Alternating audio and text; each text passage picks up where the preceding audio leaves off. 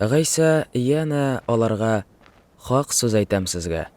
Шушында басып торучылардан кайберләрегез кыдрат белән килүче Аллаһы патшалыгын күрмичә дөнья куймас диде.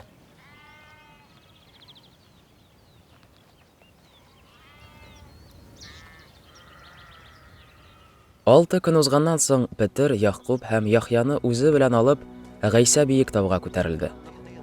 Анда алар үзләре генә иде. Шул чак аларның күз алдында Гайсаның кыяфәте үзгәреп китте. Аның киеме җир йөзендә һич кем шулай агарта алмаслык, күз чагылдырырлык ак төскә керде. Шунда шәкертләр кашында Ильяс һәм Муса пәйгамбәр пәйда булдылар да Гайса белән сөйләшә башладылар. Петр Гайсәгә: "Остаз, безнең монда булуыбыз ничек яхшы. Әйдә, 3 чатыр кырыйк. Берсе сиңа, берсе Мусага, берсе Ильяска булыр" диде. Бу сүзләрне ул нәрсә дияргә дә белмәгәнгә әйтте, чөнки шәкертләр шул кадәр куркып калган иде. Шул чагаларны болыт каплап алып, болыт эченнән "Бу минем сөекле углымдыр, тыңлагыз аны" дигән өн килеп иреште. Шәкертләр кинәт кенә як-якларына каранып алдылар, әмма яннарында Гайсадан башка һич кемне күрмәделәр. Таудан төшкән чакта Гайса аларга: "Адәм углы үледән терелгәнчегә кадәр биредә күргәннәрегезне һич кемгә әйтмәгез" дип боерды. Алар әлеге боерыкны үтәделәр, әмма үзара аның үледән терелү дигәне нәрсә аңлата икән дип баш ваттылар. Шәкертләре Гайсадан: "Ни өчен канун белгечләре башта Ильяс килергә тиеш дип әйтәләр" дип сорадылар. Дөрестән дә, әвәле Ильяс килеп бар нәрсәне әзерләп куяр дип җавап бирде Гайса. Ни өчен изге язмада Адәм углына күп газаплар, кимсетүләр кичерергә туры киләчәк дип язылган. Тик мин сезгә Ильяс килде инде һәм алдан язылганча аның белән ни теләсәләр, шуны эшләделәр дип әйтәм.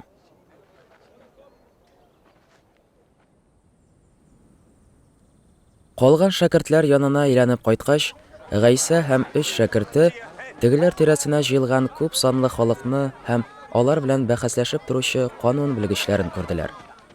Гайсаны күреп гаҗәпкә калган халык төркеме шунда ук аны сәламләргә йөгерде. Гайса үзенең шәкертләреннән: "Нәрсә хакында бәхәсләшәсез сез алар белән?" дип сорады. Халык арасыннан берәү җавап биреп: "Остаз, мин сиңа үземнең углымны алып килдем. Аның эченә явыз рухы ялап углымны телсез итте" диде. Явыз рух аны кайда эләктереп алса, шунда җиргә атып бәрә дә малайның авызыннан күбек ага башлый. Ул тешләрен шыкырдата, аннан соң бөтен гәүдәсе катып кала. Шәкертләреңнән явыз рухны кууларын үтенгән идем дә, булдыра алмадылар. Имансыз буын" диде Гайса. "Сезнең янда миңа әле озак булыргамы? Күпме сезгә түзеп торырга? Китерегез минем янга малайны." Аны Гайса янына китерделәр. Гайсаны күрүгә явыз рух малайны калтыратырга тотынды, һәм малай җиргә егылып авызыннан күбекләр агыза-агыза тәгәрәргә кереште.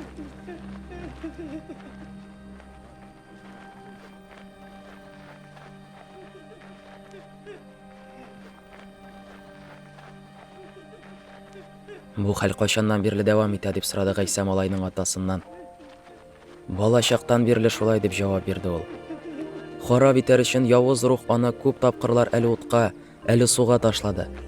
Әгәр кулыңнан килсә, кызган безне, ярдәм ит. Ни дигән сүз ул кулыңнан килсә? Ышанган кеше бар нәрсәне булдыра ала. Шул чак малайның атасы кычкырып җибәрде: "Ышанам, әмма шикләнүемне җиңәргә ярдәм ит." Йөгерә чаба халык җыелганны күреп, явыз рухка Гайса: "Телсез һәм чукрак рух, мин сиңа боерамын. Чыг аңардан һәм моннан ары һич кайчан керәсе булма" дип әмер бирде. Явыз рух малайны дер калтыратып, үкерә-үкерә аңардан чыгып китте. Малай исә мәет сыман ята бирде. Бик күпләр үзара "Малай үлде" дип сөйләште. Әмма Гайса кулыннан тотып малайны торгызды һәм ул аягына басты.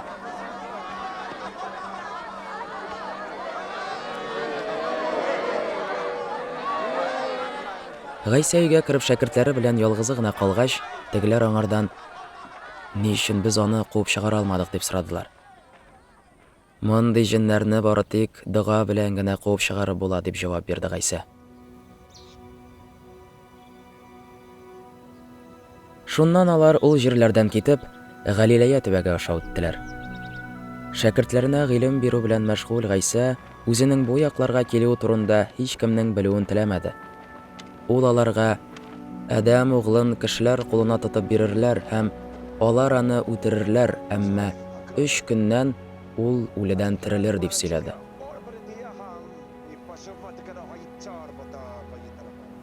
Шәкертләре Гайса әйткәннәрне аңламадылар, әмма аңардан сорарга курыктылар.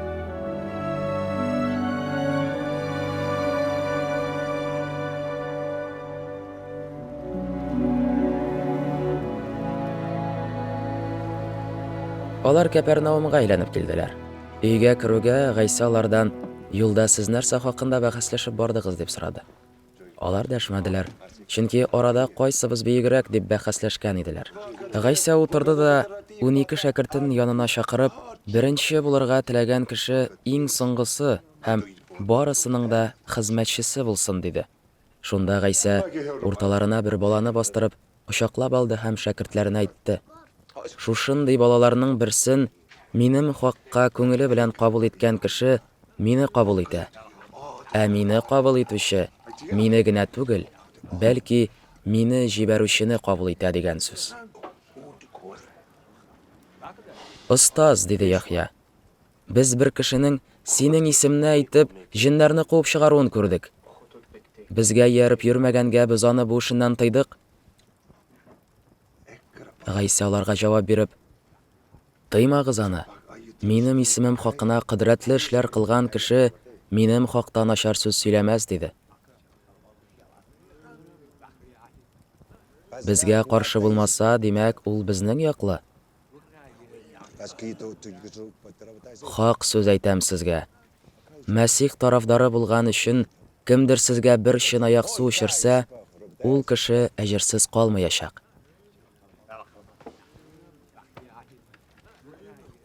Ә инде миңа иман итүче шушы кечкенә кешеләрнең берәрсен юлдан яздыручыны, муйнына тегермән ташы асып, диңгезгә ташласалар, аның өчен яхшырак булыр иде.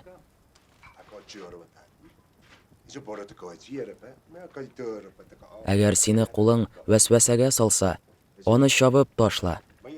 2 кулың сау килер җәһәннәмгә, сүнмәс утка барып кергәнче, бер куллы булып тормышка керүең яхшырак. Әгәр сине аягың вәсвәсәгә салса, аны чабып ташла.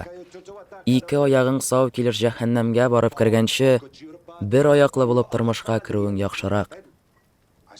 Әгәр сине күзең вәсвәсәгә салса, аны йолкып ташла.